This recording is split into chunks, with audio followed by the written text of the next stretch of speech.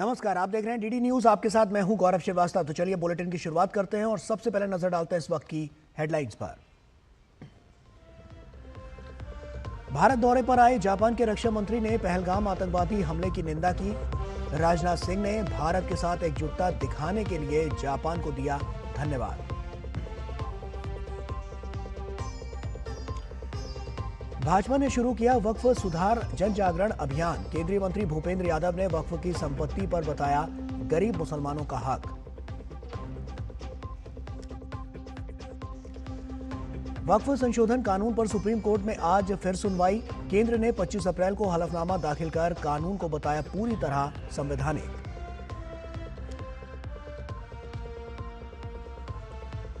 जम्मू कश्मीर के पुंछ में आतंकी ठिकाने का भांडाफोड़। सुरक्षा बलों को 5 आईईडी के अलावा विस्फोटक सामग्री बरामद।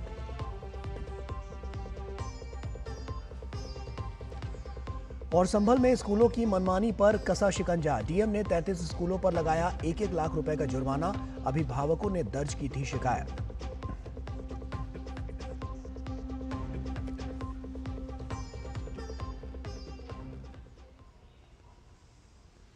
और आइए अब बुलेटिन की शुरुआत करते हैं। जापान के रक्षा मंत्री जनरल नाकातानी भारत यात्रा पर हैं।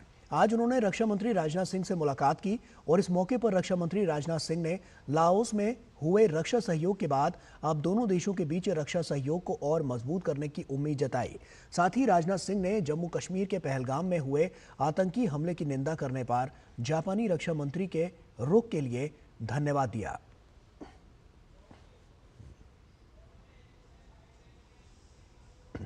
I recall our meeting at Vientiane, Laos in November last year, where we decided to expand defense cooperation in industry, technology and interoperability between the armed forces. At the outset, I would like to thank the government of Japan for their strong expression of solidarity with India in the wake of the Pahalgam terrorist attack. Excellency, I take this opportunity to compliment you for your immense contribution in deepening of the Indo-Japan defense relations.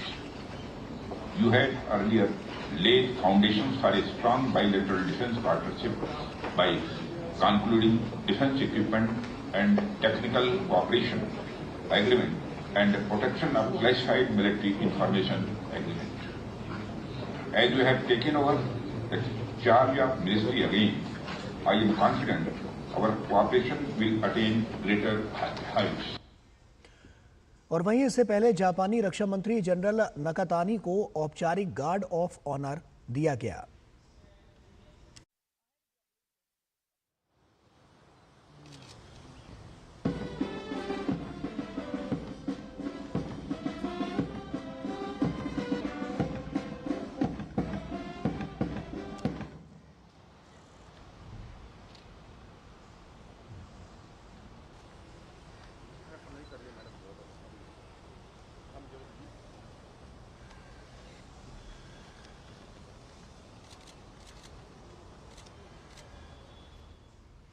और वहीं इससे पहले जापानी रक्षा मंत्री नई दिल्ली में राष्ट्रीय युद्ध स्मारक पर वो पहुंचे और शहीदों को पुष्पांजलि अर्पित की।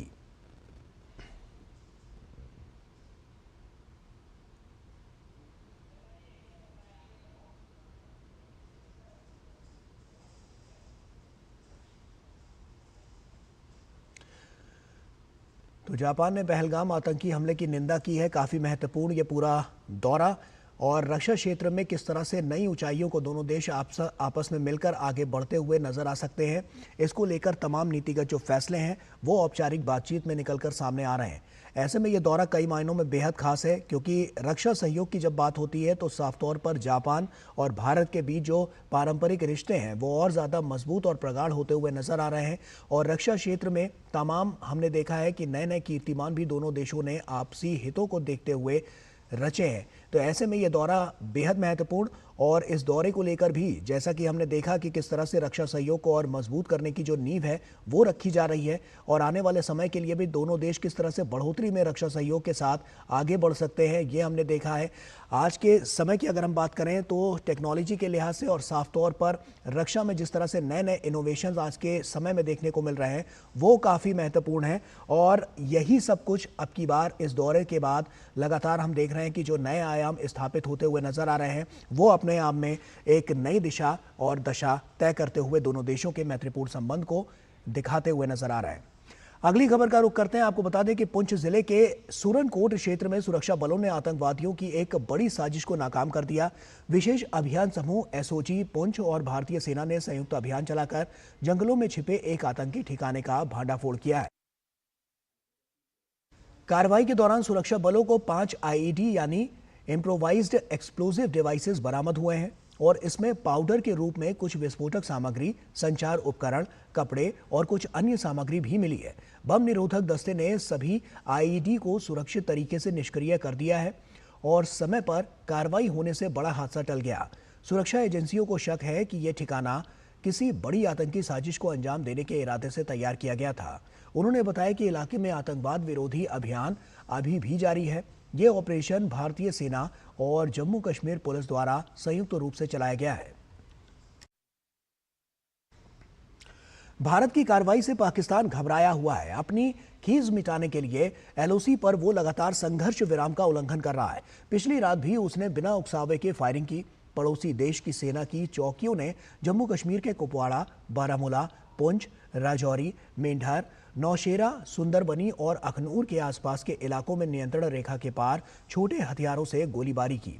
पाकिस्तान के इस दुस्साहस का भारतीय सेना भी तुरंत और मुंहतोड़ जवाब दे रही है। पहलगाम आतंकी हमले के मामले में कुलगाम जिले के टांगीमार्ग गांव के इम्तियाज अहमद मगरे को पुलिस ने हिरासत में लिया था। सुरक्षा बलों के मुताबिक पूछताछ के दौरान उसने स्वीकार किया था कि उसने आतंकियों के लिए भोजन और दूसरी व्यवस्था की थी। सुरक्षा बलों के अनुसार पूछताछ के आधार पर उसे आतंकियों के एक ठिकाने पर ले जाया जा रहा था।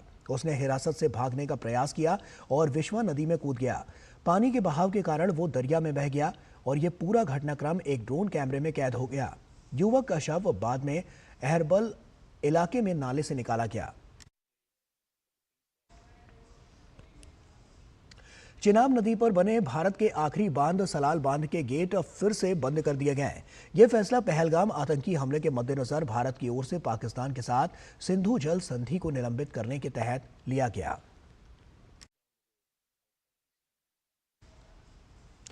भाजपा सांसद अनुराग सिंह ठाकुर ने पहलगाम आतंकी हमले की निंदा करते हुए कहा कि हमले के बाद दुनिया भर में पाकिस्तान के खिलाफ माहौल बना है। साथ ही अनुराग ठाकुर ने सही समय पर इसका करारा जवाब दिए जाने की भी बात कही। पहलगाम आतंकी हमले ने जहां देश में उसकी निंदा भी की है, भर्त्सना भी की है, वही दुनिया भर में भी पाकिस्तान के खिलाफ माहौल बना है। और भारत सरकार ने बहुत स्पष्ट किया है, बार बार किया है कि इस हमले का करारा जवाब भी दिया जाएगा, मुंहतोड़ जवाब दिया जाएगा, सही समय पे दिया जाएगा। और भारत पाक के बीच बढ़ते तनाव पर आज यूएनएससी की बैठक होगी। पाकिस्तान के अनुरोध पर हो रही मीटिंग में दोनों पक्षों के लिए अंतर्राष्ट्रीय समुदाय के समक्ष सीमा पार तनाव पर अपनी बात रखने का एक मौका होगा। संयुक्त राष्ट्र में सुरक्षा परिषद के अध्यक्ष ने कहा था, ये एक सैद्धांतिक स्थिति है। हम आतंकवाद के सभी रूपों की निंदा करते हैं। दूसरी तरफ हम इलाके में बढ़ रहे इस तनाव के बारे में चिंतित हैं। भारत के ताबड़तोड़ एक्शन के बाद पाकिस्तान बौखलाया हुआ है। अब पाकिस्तान के राष्ट्रपति आसिफ अली जरदारी ने नेशनल असेंबली का सत्र बुलाया, और इस सत्र में पाकिस्तान और भारत के बीच बढ़ते तनाव पर चर्चा हो सकती है। यह पाकिस्तान की वर्तमान नेशनल असेंबली का 16वां सत्र है, जो पड़ोसी मुल्कों के बीच बढ़ते तनाव और क्षेत्र में उत्पन्न स्थिति पर चर्चा करने के लिए बुलाया गया है। नेशनल असेंबली सेक्रेटेरिएट के अनुसार राष्ट्रपति को मिली शक्तियों का उपयोग करते हुए संविधान के अनुच्छेद 54 के खंड 1 के तहत यह सत्र बुलाया गया है।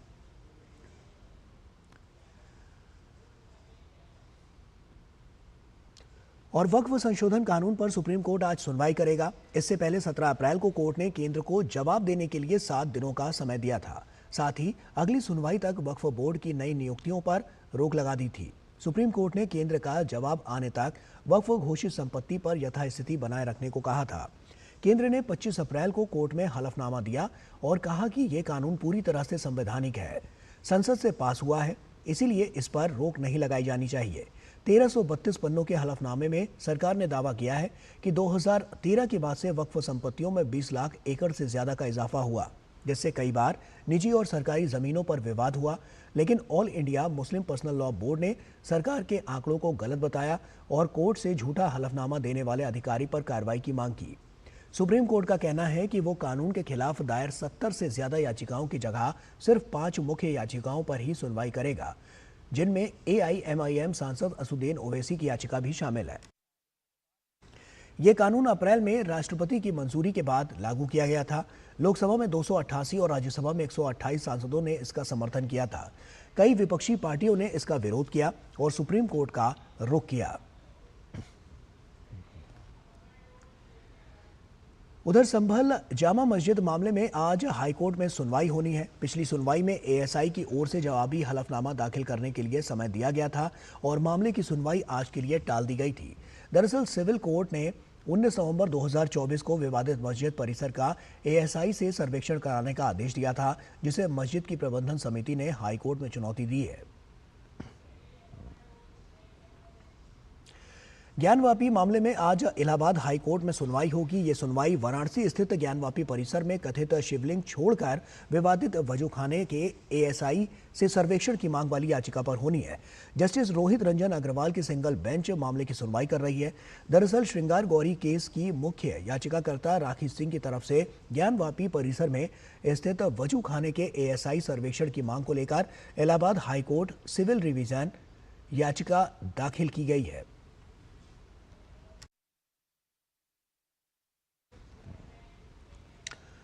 और वहीं उत्तर प्रदेश के संभल जिले में शिक्षा के नाम पर लूट कर रहे स्कूलों पर प्रशासन ने कड़ा एक्शन लिया है।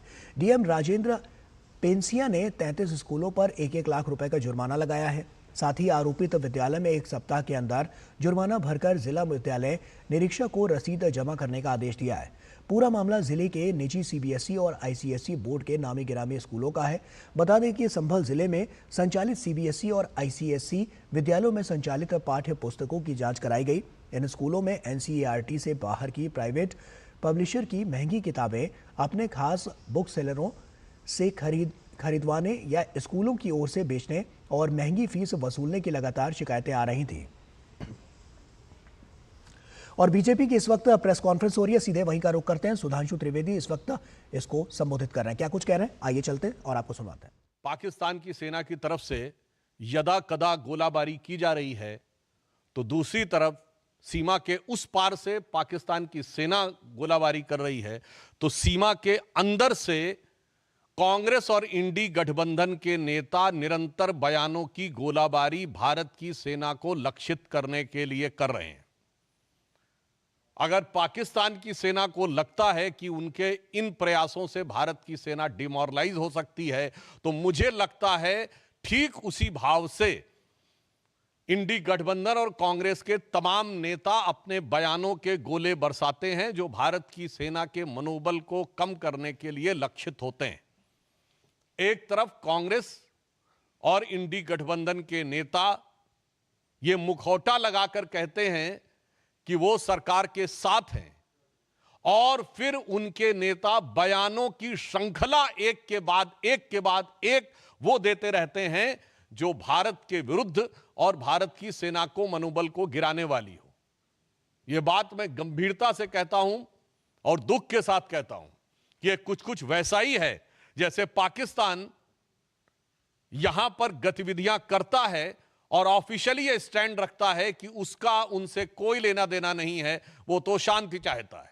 ठीक उसी प्रकार कांग्रेस और इंडी गठबंधन का ऑफिशियल स्टैंड रहता है कि हम सरकार के साथ हैं, और उनके नेता जो छोटे नेता नहीं हैं, मुख्यमंत्री सिद्धारमैया, पूर्व मुख्यमंत्री चन्नी जी और आज अजय राय प्रदेश अध्यक्ष कांग्रेस पार्टी, ये निरंतर ऐसे बयान देते रहते हैं। और ये वो पार्टी है जब खुद सत्ता में थी तो आतंकवादी घटनाओं के बाद भी एक भी वर्ष ऐसा नहीं था जब मनमोहन सिंह सरकार ने पाकिस्तान से द्विपक्षीय शांति वार्ता स्थगित की हो। और 11 वर्षों में मोदी जी की सरकार में एक भी वर्ष ऐसा नहीं है जब पाकिस्तान से औपचारिक द्विपक्षीय वार्ता की हो। यह अपने आप में प्रमाण है कि हमारी सोच और उनकी सोच में क्या अंतर है। मगर मुझे बहुत दुख और पीड़ा है कि कांग्रेस पार्टी जिस प्रकार के बयान दे रही है, अभी आपने देखा कि कांग्रेस पार्टी के उत्तर प्रदेश के अध्यक्ष अजय राय जी रफाल विमान को के ऊपर खिलौना ऐसा दिखाते हुए, नींबू मिर्ची दिखाते हुए मजाक उड़ाने का प्रयास कर रहे हैं। मैं देश की जनता से कहना चाहता हूं कि कितने दुख की बात है कि मात्र एक दिन पहले इसी ईस्टर्न यूपी में गंगा एक्सप्रेस वे के ऊपर रफाल ने लैंडिंग की और उड़ान भरी। यानी यह सीधा संदेश था पाकिस्तान और हमारे देश के दुश्मनों को, और उसी क्षेत्र में उसी गंगा के किनारे बैठकर कांग्रेस पार्टी का प्रदेश अध्यक्ष उसी रफाल विमान का मजाक उड़ा रहा है। इससे साफ हो जाता है कि कांग्रेस की मानसिकता क्या है। और यह भी मैं कहना चाहता हूं, हां सच है कि भारत के तमाम क्षेत्रों में एक मान्यता है कि नींबू मिर्ची बुरी नजर से बचाती है, परंतु आज भारत की सेना को पाकिस्तान की बुरी नजर से बचने की जरूरत नहीं है, क्योंकि पाकिस्तान की सेना भारत की सेना को डरी नजर से देख रही है और ये इंडी गठबंधन और कांग्रेस वाले बुरी नजर से देख रहे हैं। तो आज वास्तविकता में ईमानदारी से कहें तो भारत की सेना को हमारे इन विपक्षी दलों के, कांग्रेस और इंडी गठबंधन के दलों की बुरी नजर से बचने की जरूरत महसूस हो रही है। जहां उस रफेल की गर्जना से पाकिस्तान थर्राया हुआ और डरा हुआ महसूस करता है, वहीं ये लोग उसका मजाक उड़ाने का प्रयास करके सेना का मनोबल गिराने का प्रयास करते हैं। और मैं कांग्रेस पार्टी से कहना चाहता हूं, बिल्कुल यह सच है कि जब रफाल आया था तो हमारे रक्षा मंत्री राजनाथ सिंह जी ने फ्रांस में जाकर उसके ऊपर स्वास्तिक बनाया था। शायद इनको पता नहीं है, भारत की सेना में बाकायदा धार्मिक शिक्षक नियुक्त होते हैं। जब सैनिक युद्ध करने के लिए जाते हैं तो उनकी धार्मिक भावनाओं के अनुरूप जो वह परंपरा चाहें, जो वो रिचुअल चाहें, और उन धार्मिक भावनाओं के अनुरूप उनकी पूरी व्यवस्था की जाती है। मैं कांग्रेस पार्टी से पूछना चाहता हूं, इसमें किस बात का मजाक उड़ा रहे हैं? हिंदू धार्मिक आस्थाओं का मजाक उड़ा रहे हैं कि चूंकि राफेल के ऊपर स्वास्तिक बनाया गया था। उधर पाकिस्तान की सेना कलमा पढ़ने की बात करती है और ये लोग हिंदू धार्मिक भावनाओं का मजाक उड़ाते हैं। इन्हें पता होना चाहिए कि भारत की सेना की जो तमाम रेजिमेंटें हैं उनके युद्ध उद्घोष ही पूर्ण रूप से धार्मिक भावना के ऊपर आधारित हैं। गलवान में जो हमारे सैनिक बलिदान हुए थे, बिहार रेजिमेंट का युद्ध उद्घोष है बजरंग बली की जय। गोरखा रेजिमेंट का युद्ध उद्घोष है आयोरी गोरखाली जय महाकाली। राजपूत रेजिमेंट का युद्ध उद्घोष है राजा रामचंद्र की जय। मैं पूछना चाहता हूं, आज मैं फिर यह बात गंभीरता से कह रहा हूं, आप सब ने फिफ्थ कॉलमनिस्ट वर्ड सुना होगा। 1936 से 39 के बीच में जो स्पेनिश सिविल वॉर हुई थी, तो स्पेन में यह माना जा रहा था कि चार तरफ से दुश्मन की सेनाएं आगे बढ़ रही थी, परंतु उसमें फ्रेज यूज किया था, उन्होंने कहा था 4 columns are approaching from all the 4 sides, but there is a 5th column which is supporting those who are working against the interest of Spain at the time. आज कांग्रेस पार्टी और इंडी गठबंधन 5th columnist की तरह हो गया है कि अगर दुश्मन की सेनाएं बाहर से घात लगाकर बैठी हैं तो ये इसी प्रकार से उनका मनोबल बढ़ाने का काम कर रहे हैं। और यह बात मैं ऐसे ही नहीं कह रहा हूं, आप सब मीडिया से जुड़े हुए हैं। मैं आपसे पूछना चाहता हूं कि आपने पाकिस्तान के कितने नेताओं के बयान भारत की मीडिया में देखे हैं जो भारत के पक्ष में कोट किए जा रहे हो? एक भी नहीं। बिल्कुल मैं मानता हूं कि भारत की सेना पाकिस्तान की सेना से बहुत शक्तिशाली है। भारत की सरकार प्रधानमंत्री श्री नरेंद्र मोदी जी के नेतृत्व में दृढ़ निश्चय और संकल्प के साथ कटिबद्ध है, मगर एक मामले में पाकिस्तान हमसे मजबूत है। वो इस मामले में कि पाकिस्तान में एक भी नेता वहां की सेना का मनोबल गिराने के लिए कोई बयान नहीं दे रहा है। भारत में ऐसे बयानों की झड़ी लगी हुई है। पाकिस्तान के एक भी नेता का बयान भारत की मीडिया में हाईलाइट नहीं हो रहा है। दूसरी तरफ हमारे इंडी गठबंधन के तमाम नेताओं के बयान, वहां पर सिद्धारमैया जी का बयान, चन्नी जी का बयान, बाकायदा वहां की मीडिया में किस ढंग से बोले जा रहे हैं।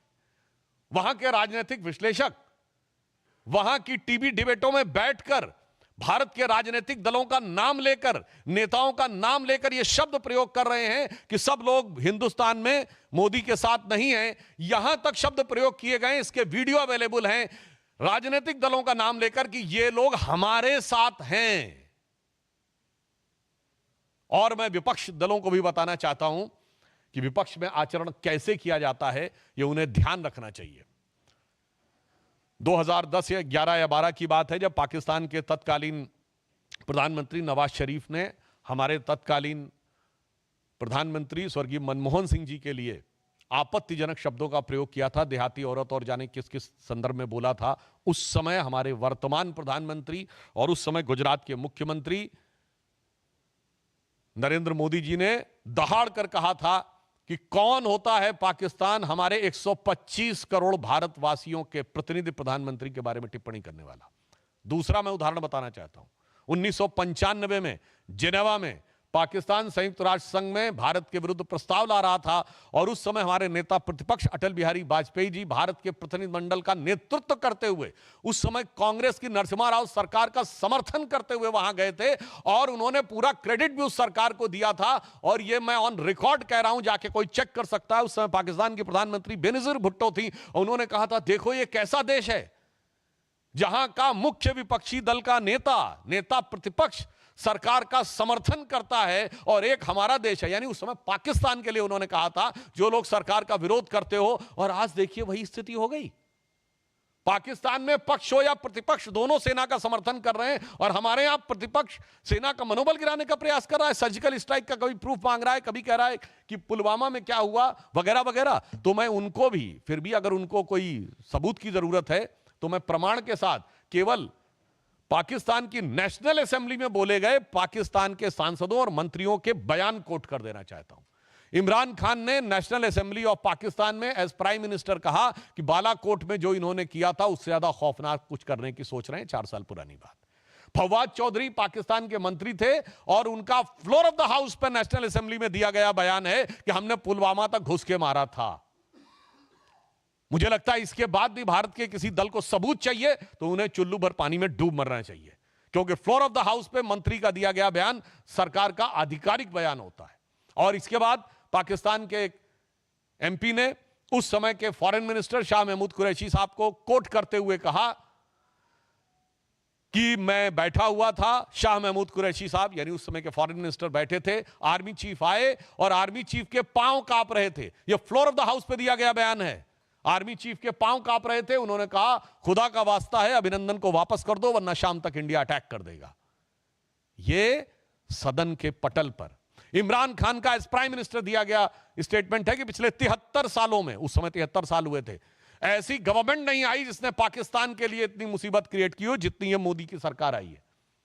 जब सिद्धू गए थे तो उस समय रैली में बोला था इमरान खान ने एज प्राइम मिनिस्टर की जब तक आप लोगों की सरकार नहीं आएगी तब तक हालात नहीं सुधरेंगे। और यहां के मंत्री, पूर्व मंत्री रहे मणिशंकर अय्यर जी ने कहा था मोदी को हटाने के लिए आपकी सहायता की जरूरत है। और मैं एक और फैक्ट बोल देना चाहता हूं, सैफुद्दीन सोज साहब कांग्रेस पार्टी के अध्यक्ष रहे हैं जम्मू कश्मीर के।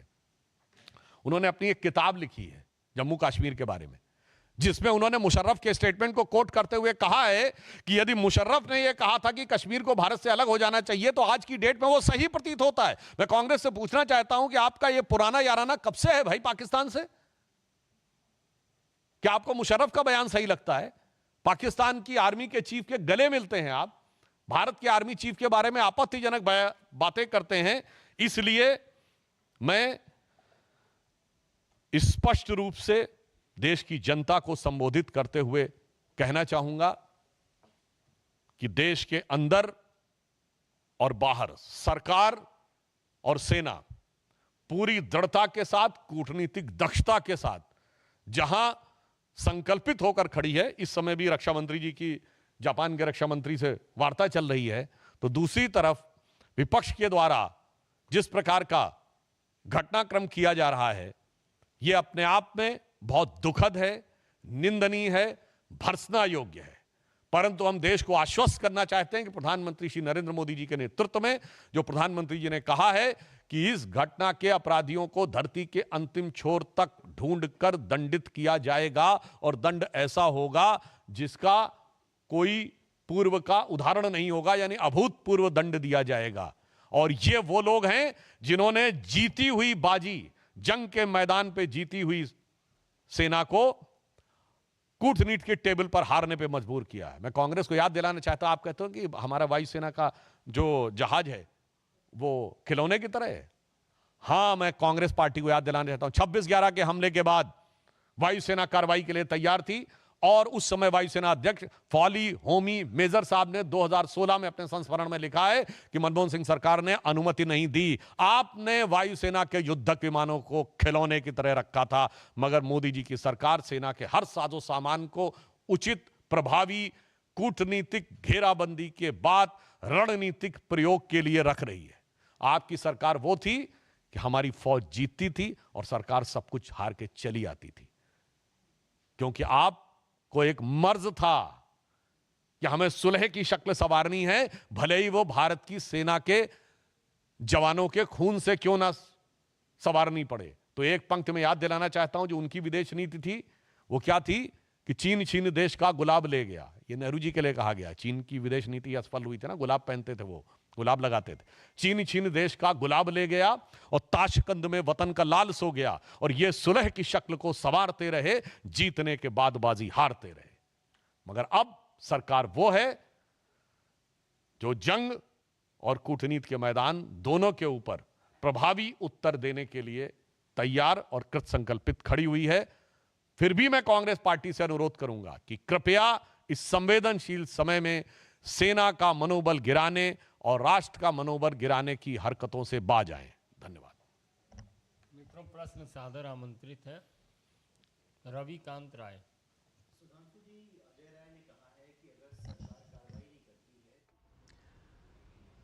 सुधांशु त्रिवेदी को आप सुन रहे थे। साफ तौर पर कांग्रेस पर उन्होंने निशाना साधा, और जिस तरह से जो कांग्रेस की नीतियां रही है, एक तरफ से तो उन्होंने कहा कि बाहर से अगर हम देखें तो पाकिस्तानी सेना है जो है वो सेना पर गोलीबारी कर रही है, वहीं अंदर की अगर हम बात करें तो वहां पर कांग्रेस हमलावर नजर आ रही है सेना पर, क्योंकि जिस तरह की जो अभी तक शैली कांग्रेस की रही है वो साफ तौर पर सेना के खिलाफ रही है। क्योंकि जिस तरह से अजय राय ने जो राफेल को लेकर और नींबू मिर्च को लेकर जो जिस तरह की बयानबाजी की है उसको इन्होंने आड़े हाथों लिया, और सुधांशु त्रिवेदी ने उस पर तंज कसते हुए कड़ा प्रहार भी किया। और आने वाले समय के लिए जिस तरह से लगातार हम देख रहे हैं कि सरकार जो तेज गति से आगे बढ़ती हुई नजर आ रही है और इस पर एक टफ एक्शन लेने की कवायद जो है वो नजर आ रही है, उसमें कांग्रेस को आड़े हाथों लेते हुए यहां से एक करारा जवाब भी सुधांशु त्रिवेदी ने अपने इस प्रेस कॉन्फ्रेंस के जरिए दिया है। और इसी के साथ फिलहाल इस बुलेटिन में इतना ही। हमें और हमारी पूरी टीम को दीजिए इजाजत। आप बने रहिए डीडी न्यूज के साथ। नमस्कार।